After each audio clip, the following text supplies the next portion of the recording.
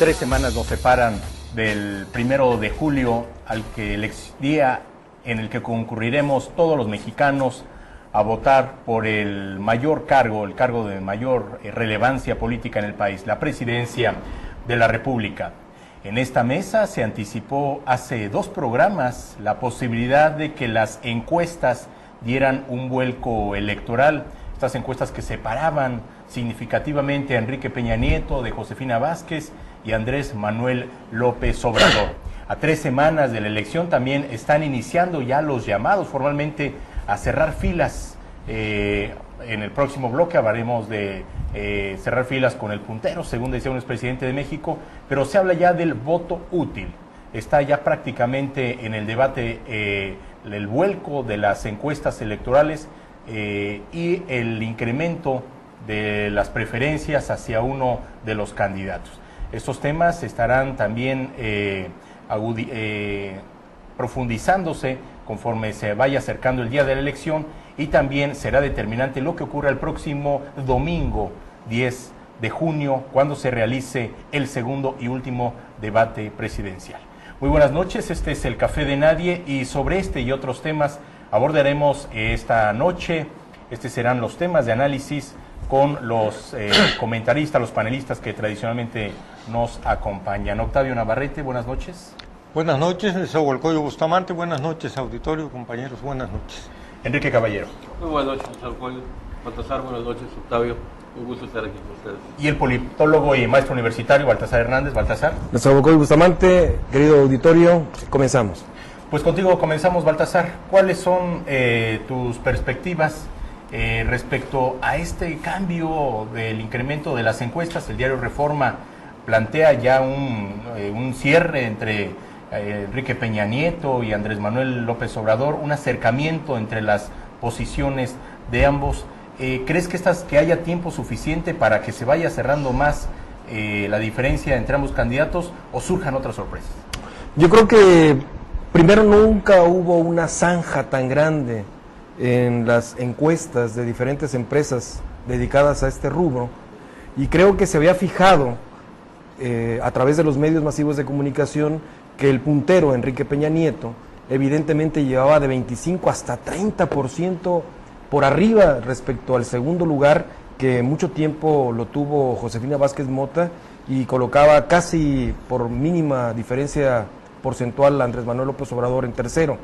Creo que el cauce del río, las aguas han llegado a un punto de equilibrio, en términos de que las encuestadoras no pueden seguir dando cifras tan burdas, arregladas, dicen algunos analistas, con respecto a posicionar al candidato del PRI con tremenda diferencia con los otros candidatos.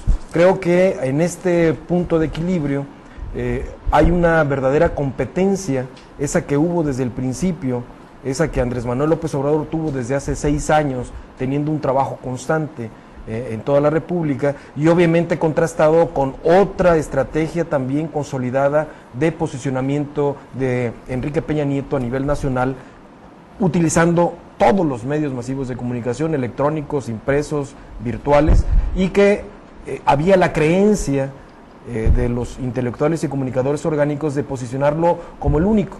Entonces había una especie como de desazón, de decir, bueno, ya esto ya está cocinado. Y a partir del 11 de mayo, a partir del movimiento de los jóvenes universitarios de la Ibero, pues se da un destape de una ola que sacó a la luz pública que evidentemente las cosas, como veían los encuestólogos, no era la realidad que se reflejaba en las pláticas, que se reflejaba en los hogares y en las calles de México. En este sentido, creo que en este programa no hemos sido pitonizos ni gente que se dedica a ver el futuro a través de una bola de cristal, pero ya dejábamos ver que evidentemente las encuestas tenían ciertos arreglos que hoy en día no están sustentados y que no pueden estar de acuerdo a la realidad. Y en este sentido creo que la competencia a 3 semanas del 1 de julio, del domingo 1 de julio, pues evidentemente van a estar en todo su apogeo. Enrique. Creo que lo que debemos de comentar es lo siguiente, ¿no? En las encuestas desgraciadamente se han convertido ya en instrumentos de propaganda. Es una realidad. Sí, así es. Entonces, debemos de recordar cuáles son las predicciones de esas encuestas, cuáles son los resultados de las encuestas antes de procesos electorales locales y después qué es lo que ha pasado en las elecciones. Y de ahí podemos nosotros tener un elemento más de juicio. En 2010, cuando hay elecciones en 3 estados de forma simultánea, Puebla, Oaxaca, Sinaloa, en todas, la encuestadora de Roy Campos, Mitofsky, daba ganador al PRI por un margen amplio, 10, 12 puntos. 13 puntos. En todas, perdió el PRI, en los 3 estados. En la elección de Hidalgo, con Xochitl Gálvez de candidata del PAN, en alianza, había una diferencia de 20 puntos y la diferencia se cerró a 4 puntos tan solo. Lo mismo pasa en Yucatán con Beatriz Zavala y gana Iván Ortega, pero con una diferencia muy pequeña. Entonces, esto ha sido una constante.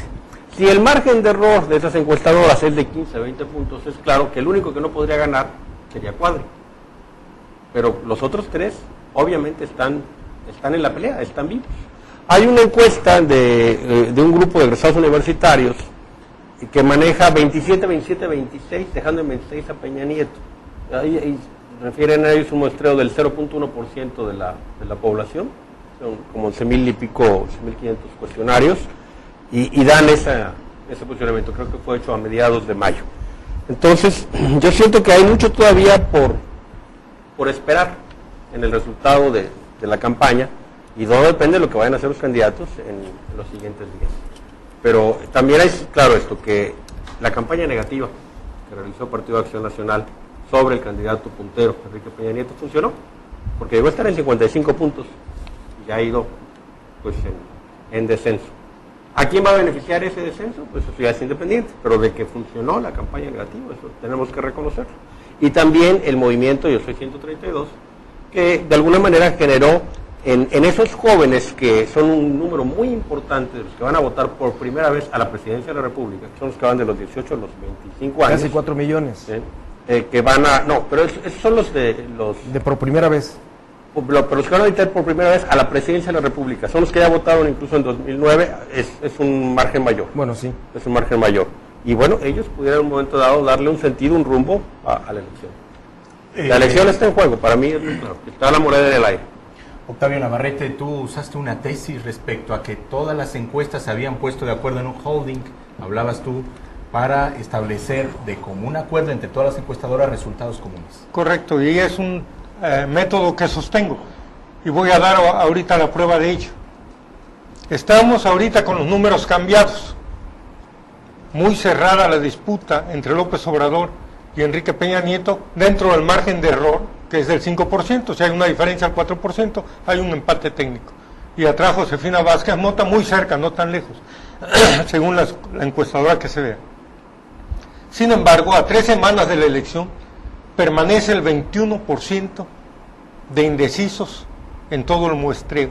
¿Esto qué significa? Que quien iba a votar por Cuadri, un porcentaje ha decidido votar por Peña Nieto, y un porcentaje de los de Peña Nieto ha decidido votar por Josefina Vázquez Mota, y un porcentaje de Vázquez Mota por López Obrador, y otro porcentaje de López Obrador por Gabriel Cuadri. Los indecisos no se han movido. Esto, en cualquier parte del mundo, es un absurdo, es algo ilógico matemáticamente. El margen de error, es decir, si la muestra tiene un margen de confiabilidad del 95%, el margen de error es del 5%, y en este tipo de eventos siempre el número de indecisos se está acercando a medida que transcurre el tiempo al margen de error.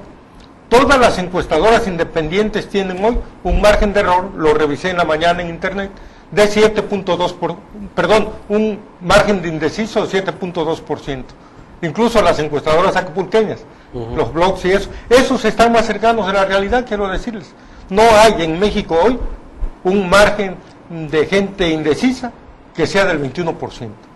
Debe andar a lo más por el 11, el 10%. La gente ya tomó su decisión. Ayudó el movimiento, ayudó la campaña de Josefina Vázquez Mota. Hay que agregar algo. Esa campaña nunca hubiera sido tan exitosa con Cordero. O sea, Josefina Vázquez Mota está demostrando que era la candidata para este tipo de eventos, para desbancar al puntero, para ponerlo en evidencia. y para que se reflejara la verdad. Yo creo que López Obrador, y adelanto mi pronóstico, va a ganar la presidencia de la República por un margen de alrededor del 10% de la votación. Creo que ese 10% lo que le falta están indecisos, que todavía las empresas encuestadoras lo están manteniendo, pero a regañadientes. El movimiento de los estudiantes se está abriendo. El pueblo mexicano derrotó la mentira. Eso es el resultado de esta coyuntura. Acuérdense que primero decían que el debate debería ser nada más entre los dos punteros, Josefina Vázquez Mota y Enrique Peña. Y hasta enfermaron a López Obrador, es que está enfermo y lleva tan pocos puntos, pues hay que se quede. No, el pueblo de México, la sociedad mexicana, sus intelectuales, la gente pensante y sobre todo los universitarios que han salido a la calle, le pusieron una derrota grande a la manipulación y creo que el país comienza a ser diferente. Está a la vista la manipulación que van a hacer y se puede seguir demostrando con este clase de ejercicios que estaban manipuladas las encuestas. No es posible que quien iba a votar por uno hoy vote por otro y que el indeciso siga indeciso. Si alguien convenció esta campaña de Vázquez Mota negativa y las otras que ha habido, y el movimiento es precisamente al margen de indecisos, pero las encuestadoras no han tenido más remedio que abrirse, porque ellas deben haber negociado. Cuando negociaron el holding, debieron haber negociado que aguantamos estos números, pero hasta tal fecha. Tu candidato tiene que acercarse cuando menos. Si no se acerca, ni modo, no podemos quedar en evidencia. Y vamos a ver en los días siguientes encuestas con mejores números para López Obrador y para Josefina Vázquez Mota. He visto que en el IFE se muestra preocupación por un terrible escenario que pudiera ocurrir nuevamente, y es una elección cerrada el próximo 1 de julio de 2012. Y digo terrible porque ya vimos que en México pareciera que la democracia electoral no ha consolidado todavía, no se ha consolidado en este tema. Recordemos que hubo polémica sobre el tema de realizar un conteo rápido, que ya se autorizó, por cierto, por el Tribunal Electoral. Conteo rápido la noche del 1 de julio a las 11 de la noche. Está el tema del voto útil, pero parece que el fantasma de 2006 podría volver a presentarse esa noche. Por lo pronto, acá en Guerrero, en Chilpancingo, en Tlapa, ya en Tasco, donde hubo una concentración importante de más de 500 jóvenes, en Iguala y en Acapulco se ha replicado el movimiento 132. Antes de la pausa, ¿algún comentario, Enrique? Tan solo comentar esto, hay que recordar que las encuestadoras están teniendo un porcentaje de rechazo de un 30%. Entonces, la población que están encuestando nada más es el 70%. No les está respondiendo. O sea, hay un 30% que no acepta la encuesta. Están enojados. Ellos no aceptan la encuesta. Entonces, no sabemos por quién van a votar ese bloque. De ahí, de los que sí encuestan, hay un 21% o un poco más, dependiendo de la encuestadora, que está indeciso. Sí incrementó el número de indecisos, sí ha habido cambios. La gente que pensaba votar por Peña Nieto, ahorita está indecisa. Ahí es donde llega, sí hay una migración de Peña Nieto hacia los indecisos, porque todavía no han definido si van a votar por Josefina o por Andrés Manuel López Obrador, pero ya saben que ya no van a votar por Peña Nieto. Y hay un 25% todavía de voto volátil. O sea, gente que ya definió ahorita su voto por cualquiera de los tres, pudiera migrar hacia cualquiera de los otros dos. Entonces está, como yo digo, la moneda todavía sigue en el aire. De pronóstico reservado de lo que ocurre el 1 de julio. Vamos a una pausa y volvemos después de ella para analizar las declaraciones del expresidente Vicente Fox.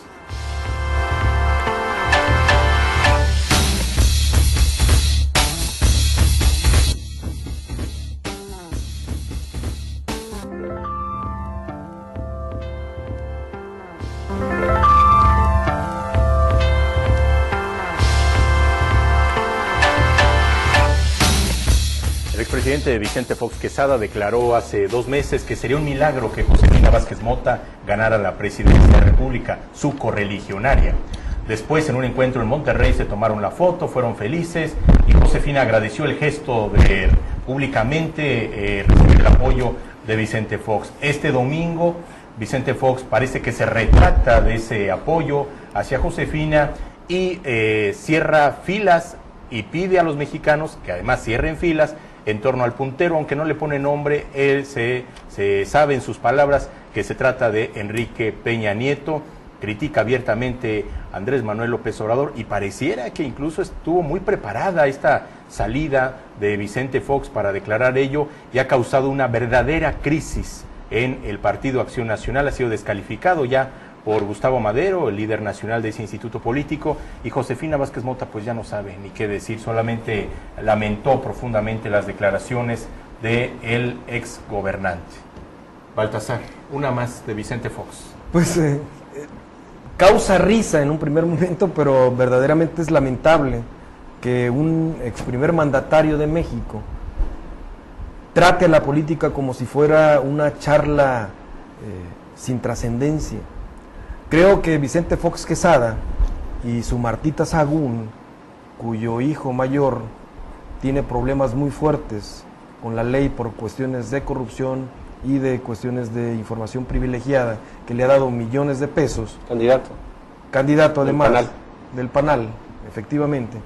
Entonces, creo yo que esta lamentable situación que está poniendo al descubierto de un tipo que se dijo heraldo de la transición, heraldo de la alternancia, hoy sea un tipejo en una cuestión política tan trascendental en este 2012, que diga primero que sí está con el puntero, después se desdiga, le bese la mano a la candidata del PAN, Josefina Vázquez Mota, y apenas hace 2 días establezca otra vez que los mexicanos que piensen verdaderamente que la democracia ya está sustentada y que corre por los rieles de la libertad sin ningún problema, pues voten por el puntero, refiriéndose casi de manera directa a Enrique Peña Nieto, dejando a la candidata del PAN desaforada, totalmente inquieta, que hasta el propio presidente del PAN, Madero, pues ya dijo que esa es una cuestión que ellos van a tomar muy en cuenta y que consideró lamentable las declaraciones del expresidente Vicente Fox. En ese sentido, creo que el voto cruzado al que le apuesta, el voto diferenciado al que le apuesta Vicente Fox, evidentemente quiere estar tendido a las filas del PRI, a ese que sacó en el año 2000 de Los Pinos, pero que hoy le significa protección, un escudo para evitar futuras situaciones legales de prisión con respecto a un hijastro de él, y creo que en ese sentido lo único que está haciendo es demeritando la actividad política en México, demeritando las cuestiones que se dan en este proceso electoral que se ve muy competido y que al final de cuentas él piensa en sus adentros que no le debe nada al PAN, que le debió todo a los amigos de Fox, que no le debe nada a la sociedad mexicana de la cual malgobernó en 6 años, de 2000 a 2006, y que evidentemente ha puesto en entredicho a su propio presidente que lo relevó, a Felipe Calderón Hinojosa, y que pone ahora el predicamento al sistema político mexicano, porque un presidente, un exmandatario nacional, no puede estar haciendo estos movimientos de trapecista, de discurso. Ya no tiene a Aguilar de vocero para que diga, es que quiso decir esto por esto, ya no. Y entonces evidentemente las lecturas que hay, Netza, Octavio y Enrique, pues son evidentemente catastróficas y que van a ponerle no sal y pimienta, sino arsénico puro en este sistema electoral, confundiendo al electorado. Octavio, las tepocatas y las víboras prietas están de regreso. Están de regreso, efectivamente. Primero dicen, no sabemos quién es el puntero, dice, pero hay que votar por él. Imagínate esa declaración de un expresidente mexicano, pero además lo indecoroso de la declaración, en la mejor respuesta que ha tenido a lo largo de la campaña de ataques de Josefina Vázquez Mota, Enrique Peña Nieto, su mejor respuesta ha sido la siguiente, cuando la acusaron de nexos con ya saben quién. Dice, el PRI metió a la cárcel al Chapo, y el PAN, o sea, el 30 de enero, 60 días después de haber tomado posesión Vicente Fox, el PAN lo dejó libre. Se refería a Vicente Fox. Entonces es absolutamente indecoroso, 48 horas después de esa declaración, que ha sido para mi gusto la mejor de Enrique Peña, en esta jornada, fue con la que revivió un poquito, salga el imbécil al que están acusando, porque el afectado al que están acusando, salga con la tontería de apoyar a quien lo acusa tan gravemente a los 4 vientos, en una declaración que me pareció muy fuerte, bastante afortunada, porque llegó al nivel, ese es otra, digamos, mérito de Josefina Vázquez, que lo está trayendo al nivel de los golpes. porque ya se le está cayendo Enrique Peña Nieto, y entonces está teniendo que responder, no tenía programado responder a algunos ataques, y ha tenido que hacerlo, y con tan mala fortuna se mete el presidente, no me defiendas, compadre, o sea, es lo que hizo siempre Vicente Fox, declarar puras tonterías, sin ningún sustento, digamos, sin ponerse a pensar un minuto, no sabe que antes de hablar hay que enchufar el cerebro, el señor se le olvidó. Enrique, ¿supone un duro golpe las declaraciones o solamente es un Vicente Fox como cualquiera? El problema es que estas declaraciones se hacen en la recta final, en el sprint final, como dicen los ciclistas, de la campaña presidencial. Y la pregunta es si supone un duro golpe para las aspiraciones de Josefina rumbo a Los Pinos. ¿Qué le pasa a un globo aerostático cuando arrojas el lastre? Se eleva. Es lo que va a pasar. Nos estamos desechando el lastre. Lastre Vicente Fox, lastre Manuel Espino, el globo se va a elevar. Josefina va a subir. ¿Pero qué pasa con ese pan? No, eso creo que no es evidente. Fíjate que sí te lo voy a decir. Te voy a explicar también algunas de las motivaciones de Vicente Fox. Tengo la impresión, perdón que te interrumpa, que el PRI pactó con Vicente Fox que hiciera esta declaración. Bueno, definitivamente.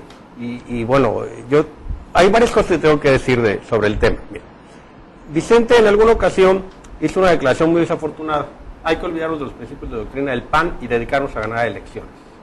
Eso fue los neopanistas antes de que él fuera gobernador, antes de 1995. Y yo se lo reclamé en una reunión del Comité Ejecutivo Nacional. Iniciamos al mismo grupo, éramos 30 miembros del Comité Nacional, bueno, en grupos diferentes, y les reclamé esa declaración desafortunada. Y me dice, Enrique, mira, discúlpame, pero la verdad es que a veces no pienso antes de hablar. Y la verdad es que lo sigue haciendo, sigue sin pensar antes de hablar. Me dio la razón. Sí, 15 años antes. 17 años antes. Lo que acabas de decir, totalmente de acuerdo. Ahora, la rumorología dice de que Manuel Espino fue negociado por 15 millones de pesos y una posición. De a cómo habrá sido el cañonazo de 50,000 pesos que sería Álvaro Obregón ahora para que Vicente Fox declarara. Protección, yo creo, ¿no? Carlos Como Horta, mínimo. dirigente de Coahuila, del Partido Acción Nacional, se quejó, y ahí está la nota todavía, en internet se puede ver en proceso, de que le habían solicitado la presencia de Vicente Fox para apoyo en campañas electorales locales, y Vicente había dicho de a cómo no, de a cuánto. O sea, había querido cobrar por su presencia para el apoyo de las campañas locales. Entonces yo pienso que simplemente se arregló con Enrique Peña Nieto y lo está asesorando. Ya sabíamos que lo estaba asesorando desde antes, sabíamos que habían tenido entrevistas, había coqueteado, y bueno, pues ahorita simplemente está llamando al voto hacia quien es su candidato. ¿Vicente Fox asesorando a Enrique Peña? Sí, señor, desde hace rato. Por eso va la... Hay evidencias. Así es. Lo Y de eso, Manuel bueno. Espino no fue solo. No, claro que Manuel no, Espino es una cosa responde a orquestada. Vicente Fox. Es una Entonces cosa ya orquestada. estaba... Y por cierto, estoy muy molesto con Manuel Espino, porque se va de fiesta y no nos invita, aparte. No, y él está muy preocupado de lo que uno Lo diga aquí. tomaron a la policía y lo mandaron a la No, pero lo que digo en Twitter... Pero sí, ya el sí, torito sí. no es para llorar, ¿no? No es para llorar, no, está peor aquí lo de Vicente. Ahora, lo que es curioso, ¿no? Vicente ahora está apoyando a la Tepocata Copetona, ¿no? Dice que esa sí tiene chance para regresar a Los Pinos. Pero eso no Es una necesariamente... pena, es una pena. No necesariamente esto le ayuda a Josefina Vázquez Mota. Eso no necesariamente le está pegando Claro. para ayudarle a Enrique Peña Nieto. Y yo creo que uno de los grandes capitalizadores de esta juerga vocabularia de Vicente Fox va a ser Andrés Manuel López Obrador. Es decir, no es automático que el globo Josefina vaya a inflarse a raíz de la equivocación de un expresidente panista, neopanista, que está poniendo en entredicho todo este proceso electoral político de 12 años atrás. Siento que le va a pegar más a Enrique Peña Nieto ese apoyo, ¿verdad? Que lo que pudiera en un momento dado favorecer. Pero lo cierto es que representa una crisis del partido que está en el gobierno, especialmente porque Felipe Calderón ha expresado críticamente su posición respecto a Enrique Peña Nieto. Felipe Calderón tiene una posición muy dura sobre Enrique Peña Nieto y ahora su antecesor se alía con Enrique Peña Nieto para torpedear y para prácticamente desfondar la campaña ya de por sí alicaída, a juzgar por las encuestas de Josefina Vázquez Mota, de tal suerte que no es un buen augurio. Y no solo es la campaña presidencial de Josefina Vázquez Mota, se trata de una crisis más profunda en el Partido Acción Nacional que me parece tendrá graves consecuencias y que se verá más reflejada, más evidentemente después de la elección del 1 de julio. Incluso el dirigente nacional, Gustavo Madero, prefirió regresar al Senado, a su escaño en el Senado, en los días de campaña, en lugar de aprovecharlos para recorrer el país en su calidad de dirigente nacional, dejando prácticamente a la señora Vázquez Mota más sola de lo que por sí ya se encuentra. Vamos a una pausa, regresamos en el Café de Nadie, ahora abordando lo referente a las campañas electorales en el estado de Guerrero.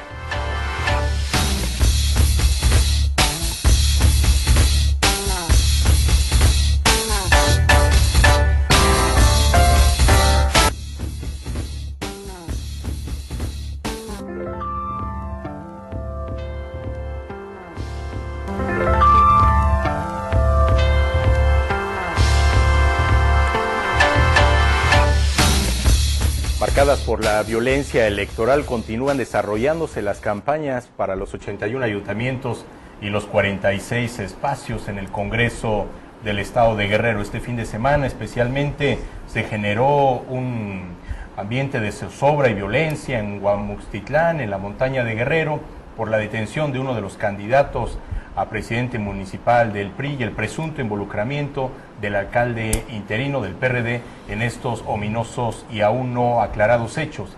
También se fue secuestrado el coordinador de campaña del candidato del PRD a la presidencia municipal en Coyuca de Benítez. Han sido secuestrados también otros dirigentes políticos. En su momento, Víctor Aguirre fue secuestrado cerca del municipio de Acapetlahuaya, General Canuto Neri.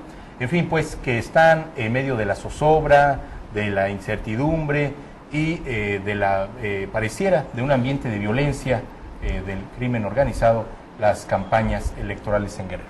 Enrique. Mira, quiero nomás aclarar un punto del bloque anterior. ¿Sí? El presidente del Partido Nacional, Gustavo Enrique Madero, que es senador, regresa al Senado para poder tener voz en la permanente. Ese es el porqué, esa es su motivación. Y lo dejó muy claro. Por otro lado, rápido comento nada más que Vicente Fox no es la primera vez que no apoya al PAN. En 1994 tampoco lo hizo. Como él no pudo ser candidato y fue Diego, él se declaró en huelga política y se fue a su rancho. Y no hizo absolutamente nada. Después, en la siguiente reunión de consejo, llegó a reclamar sobre los pocos avances que se habían tenido. Sobre el tema que estás comentando ahorita, sería grave que la elección local aquí en Guerrero se michoacanizara. En Michoacán hubo un manejo muy claro del narcotráfico para apoyar a cierto grupo, específicamente al PRI. Entonces esperemos que esto no se vaya a dar acá. El día de la elección en Michoacán teníamos al hijo de una candidata detenido, levantado pues por el narco, al hermano de otro candidato levantado, el día de la elección o un día antes, pues tuvimos un presidente municipal ultimado, ¿verdad?, enfrente de su esposo y sus hijos, muerto, el alcalde de La Piedad, a un presidente municipal secuestrado también durante un espacio de algunas horas, hasta que se me envió el ejército a rescatarlo. Entonces esperemos que esto no vaya a suceder aquí, porque como tú lo sabes, los grupos criminales les interesa mucho las presidencias municipales porque van por la policía municipal, van por el control de la policía municipal para de esa manera poder operar con mayor libertad. El miércoles 30 de mayo, Felipe Calderón intervino directamente en las campañas, el presidente de la República, e incluso directamente acusó al ayuntamiento porteño, al ayuntamiento de Acapulco, de tener horadadas las finanzas públicas y refiriéndose específicamente a quien fue, si no por su nombre, lo dijo, se entendió, Baltasar, a quien fue presidente municipal, ahora es presidente municipal interino. Yo creo que el no fantasma, sino lo tangible que es la violencia en estos días ha hecho que uno de los conceptos que más le duele al presidente de la República, Felipe Calderón Hinojosa, es que se hable de un Estado y de un gobierno fallido. Hay un Estado fallido porque no garantiza los elementos mínimos de seguridad, de derechos humanos y de la comida y de la educación y de la cultura para el pueblo de México. Creo que en ese sentido la violencia ha tocado no solamente el tejido social que tanto se repite, sino una cuestión tan importante como es la sucesión política para los próximos años, en el sentido de que la democracia a través del voto se va renovando con aspiradas situaciones. En ese sentido, creo que el elemento Michoacán, el elemento Tamaulipas, el elemento Coahuila, así como en el pasado fue Baja California y otros estados, Veracruz en este sentido también, y Guerrero, que aunque hay dobles lenguaje de los políticos, también para tocar un tema tan importante como es la inseguridad, en donde se dice, yo no voy a pedir guaruras, dice René Juárez Cisneros, y anda con guardaespaldas. La candidata también que lo acompaña, Claudia Ruiz Massieu, anda con 4 guardaespaldas que se los dejó Ramón Almonte y que se los sigue dando el gobierno del estado, así como a otros candidatos, y que en el discurso dice que no pasa nada. Este doble lenguaje de la clase política verdaderamente también crea no solamente desilusión en la población, sino una cuestión de que en sentido inverso está pasando cosas peores que de las que se dicen, no solamente de su boca, sino a través de los medios masivos de comunicación. Esa situación de la michoacanización de las elecciones es un fantasma que está recorriendo hoy en día, porque las pruebas de Rafael Ariza Viviano, en el caso de Coyuca de Benítez, como la de los otros en Tierra Caliente y en el centro, son unas cuestiones reales, tangibles, que vienen a tocar, primeramente porque las campañas ya no se desarrollan como deben de hacerlo. En días pasados, el sábado pasado, en Acapulco, Luis Walton tuvo que suspender una gira en la zona Diamante de Acapulco, porque había habido una balacera en el Boulevard de las Naciones, ese que va de Puerto Marqués al aeropuerto de Acapulco, porque, pues, por la seguridad del candidato y de los que lo acompañaban. Es una cuestión real la violencia que existe en Guerrero, y esto pega, primero, porque el miedo hace que la gente no salga a votar. Otra, que los candidatos no hablen de la inseguridad, hablan de muchas otras cosas y casi no se detienen a hablar de los temas importantes, que es la seguridad, que está colocado por encima de temas como los servicios públicos municipales en cada una de las regiones. Entonces, esta situación de dobles lenguajes van a tocar la esencia misma del sistema político mexicano, y que debe de ser abierta también. Decir, existe inseguridad, se necesita protección no solamente para los candidatos, sino para toda la población, y es el elemento primario de contendencia para estas elecciones que ha sido dejada de largo. ¿Qué ambiente ves, Octavio, en el desarrollo de estas campañas locales? Pues el presidente Calderón se metió en Acapulco a los temas álgidos, aparte de la inseguridad, tocó el tema de las finanzas acapulqueñas. Dice, es un montón de agujeros por donde se está yendo muchísimo dinero. Golpe a Manuel Añorbe. Golpazo a Manuel Añorbe, pero además merecido. Aquí tenemos la primera calificación de Añorbe que da la Fitch Rating. Sí, cuando empieza a bajar las calificaciones, a los 8 meses de haber asumido la presidencia de Acapulco, tenía el ahorro interno en 16%, 16% de 940 millones. Félix Salgado se lo dejó en 35%, 35% de 1.600 millones de pesos de ingresos fiscales ordinarios. Entonces fue una debacle, ahí empiezan los préstamos, hasta antes no hay préstamos, o sea, los que tomaron lo fueron pagando, los que tomó Seferino los pagó, los que tomó López Rosa los pagó, Félix tomó mucho menos que ellos, pero también los pagó.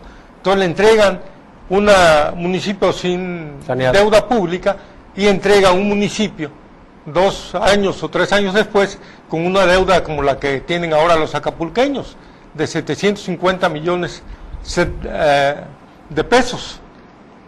Entonces una deuda que requiere 700,000 pesos diarios del presidente o presidenta que llegue para dárselo a los acreedores, incluyendo sábados y domingos. Es decir, de ahí no van a tomar para una hoja de papel, para un lápiz, para pagar un albañil. Es un dinero que ya tiene destino. Imagínense el tremendo fiasco. Este es el problema de Fermín Alvarado, no es otro.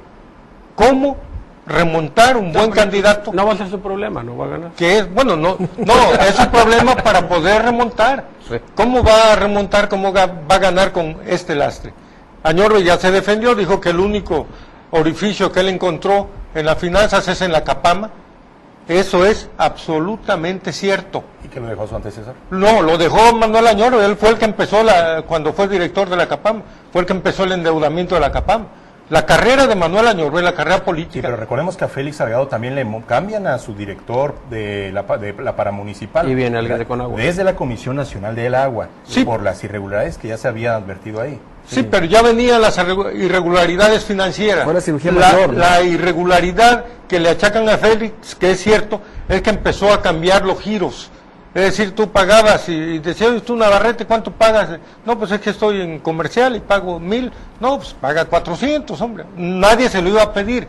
Miguel Ángel Castro Salas y él anduvieron promoviendo que pagaran menos, cambiando de estatuto a la toma de agua, de comercial a doméstica. Eso fue, claro, a la larga eso significa un desfalco sobre las finanzas de la paramunicipal, y efectivamente ahí sí contribuyó el toro sin cerca o sin tuercas, como quieran, pero a Manuel Añorbe le dejó las finanzas absolutamente sanas. Aquí está lo de Fitch Rating, cero deuda, y con una captación de ahorro interno de arriba del 35%. Pues desearíamos que la elección que se desarrolle el 1 de julio en Guerrero fuera en un marco de civilidad, que fuera participativa, que fuera concurrida. No se ve en las campañas electorales en Guerrero una efervescencia, un ambiente, una pasión. Ha habido profundas heridas, han dejado los procesos de selección interna de los partidos, especialmente del PRI y del PRD. Todavía hay candidatos en el PRD que están en los tribunales litigando, reclamando candidaturas para sí. En el PRI no cantan mal las rancheras, en el PAN, digamos, también se vive un ambiente complicado, y me parece que pudieran ser estos escenarios los que están desalentando al electorado, especialmente a los grupos internos, al voto duro, a participar más activamente, más apasionadamente en las campañas. Estas campañas, por cierto, que se ve que prenden solo cuando venden candidatos presidenciales. Habrá que decir, por cierto, que no ha vuelto Enrique Peña Nieto desde que lo hizo por primera vez a Acapulco Chilpancingo y estuvo en Acapulco con los banqueros, no ha vuelto. La señora Vázquez Mota ha estado una sola vez en una gira por Guerrero.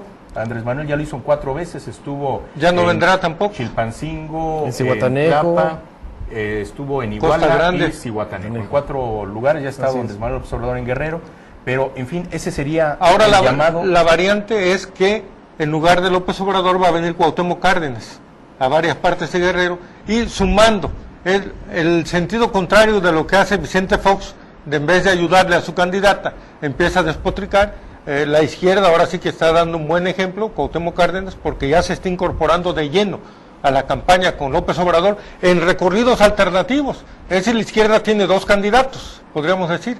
Tanto llena una plaza López Obrador como la llena pero Cuauhtémoc Cuauhtémoc Cárdenas sí suma, Octavio. Cuauhtémoc Cárdenas sí le suma a Andrés Manuel López Obrador. Vicente Fox no creo que nos sumara tanto, y aparte no cobra. O sea, Cuauhtémoc no le va a pasar factura, en cambio el otro sí está cobrando. Y en estados como Guerrero, me parece que solo las presidenciales, las campañas presidenciales están logrando atraer la atención de los electores y los ciudadanos guerrerenses. Vamos a la pausa y regresamos a este último bloque del Café de Nadie.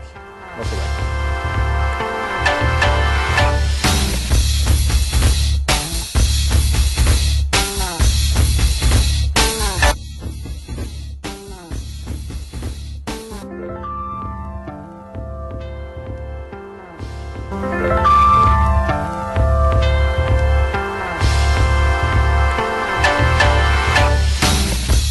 Este 5 de junio se cumplen 3 años de la tragedia de la muerte de 49 niños en una guardería de Hermosillo, en el norteño estado de Sonora.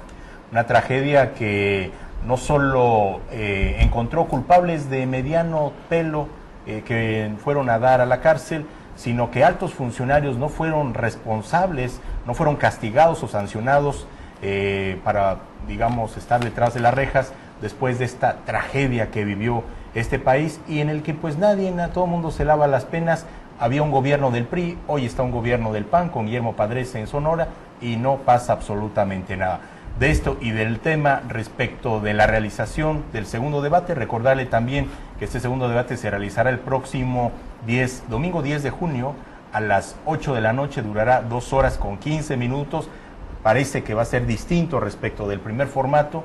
Serán algunos de los temas con los que cerramos este bloque, y también algunos datos históricos. Enrique. Bueno, el 5 de junio es Día Mundial del Medio Ambiente. ¿Sí? Hay que recordar, ¿verdad?, que pues vivimos en un planeta que requiere forzosamente que tengamos una utilización óptima, ¿verdad?, de los recursos no renovables y también de los recursos renovables, que se utilicen con responsabilidad. Pensar que la Tierra es parte integral de nosotros mismos, no es algo aparte, sino nosotros dependemos de ella de una forma total.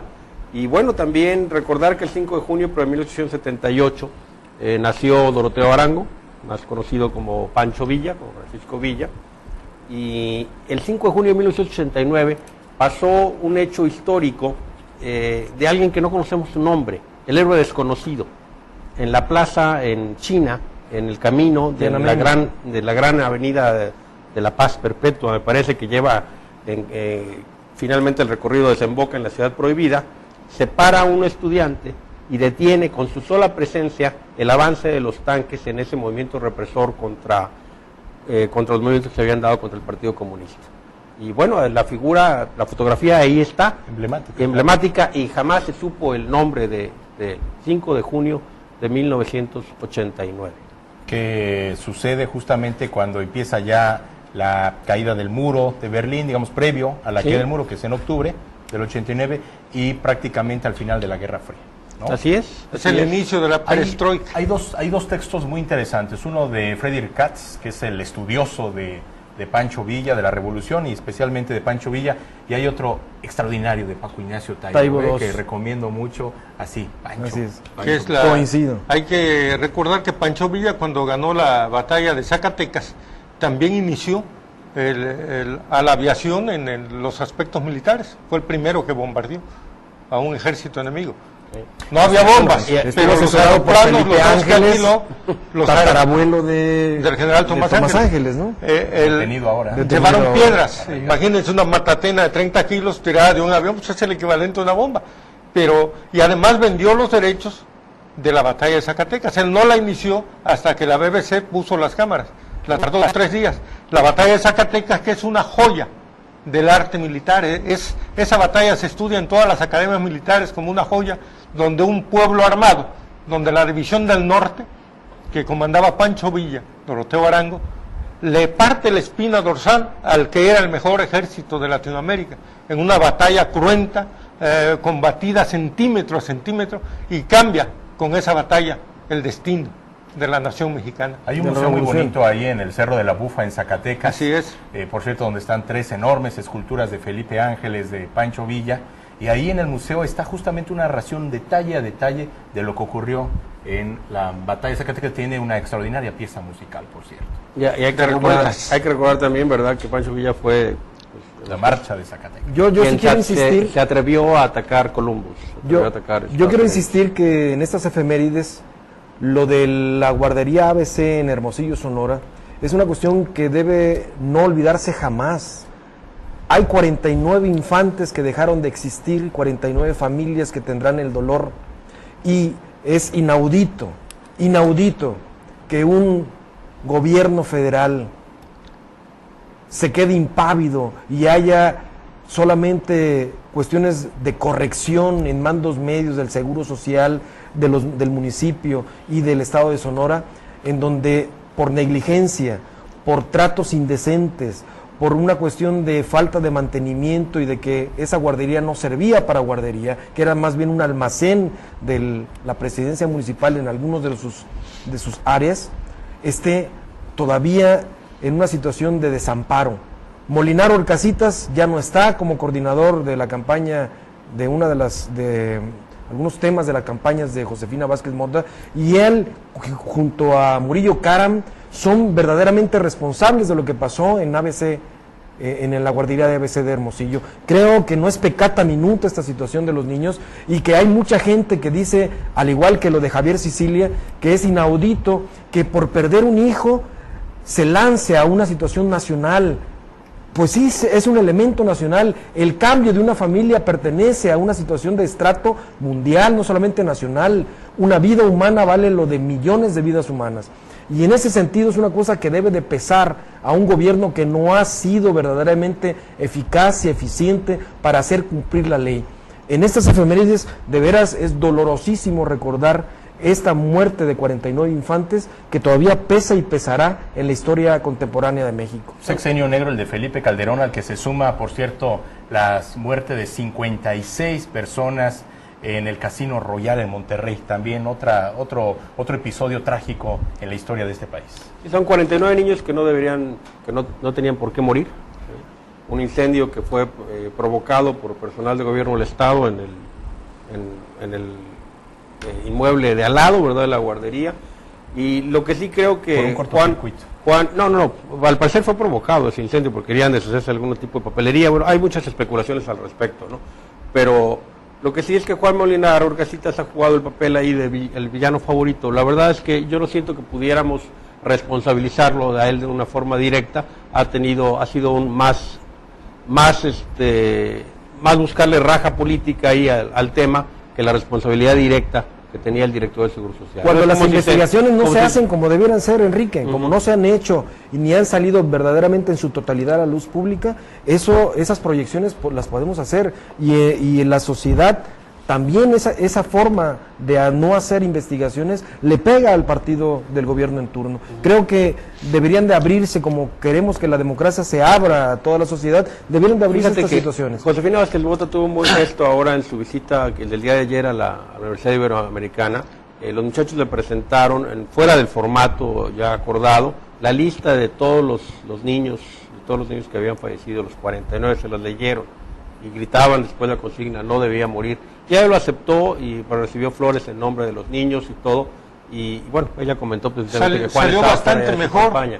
que Enrique Peña Nieto, su No, respuesta. no, Entonces los muchachos también estuvieron en otro plan, yo creo que no querían tampoco mucho escándalo ahora. Le fue muy bien. Y le fue bien, capitalizó una situación de crítica y le fue muy bien. Yo quisiera hablar, me preguntabas... Yo te preguntaba sobre... fuera del aire, sobre cómo están otros municipios, ¿no? Para ver, a lo mejor todos están como Acapulco, no. Chilpancingo está bien, podría estar mejor, podría estar excelente porque puede tener una gran captación de predial, pero Héctor Astudillo lo deja bien, sin mucho problema, con un pequeñito endeudamiento por ahí. Zihuatanejo está un poco mal.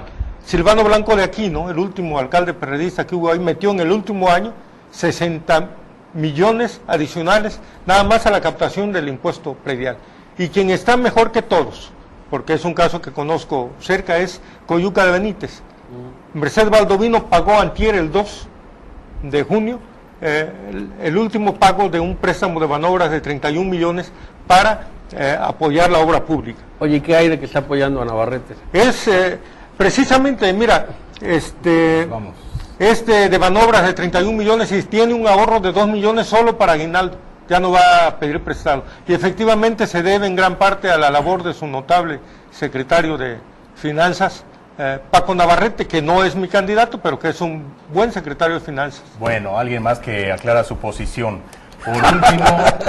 Por último, decir que el de La Voz a partir de esta fecha se despide de esta etapa del Café de Nadie. A partir de ahora, por proyectos profesionales, ya no podemos estar acompañando a mis queridos Enrique Caballero, Octavio Navarrete y Baltasar Hernández.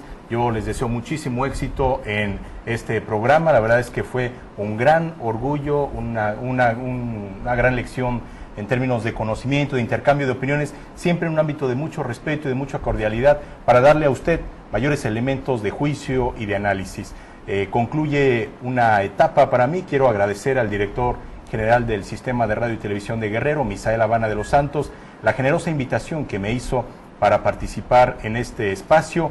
Y bueno, finalmente pues nos volveremos a encontrar seguramente en otros caminos. Enrique, Octavio. Pues, Agualcoyo, creo que ha sido de veras un gusto, un honor el ser tu compañero en estos ya casi un año, ya cumplimos un año, y pues aquí nos seguiremos en contacto, hablando de tus actividades profesionales posiblemente posteriormente. Muchas gracias, Enrique. Yo te quiero desear, Nezahualcóyotl, públicamente, eres un hombre brillante, un hombre a la altura de lo que requiere Guerrero, y creo que te separas de este espacio de opinión, pero creo que tu brillantez va a lucir y va a hacer lucir a Guerrero en otras partes.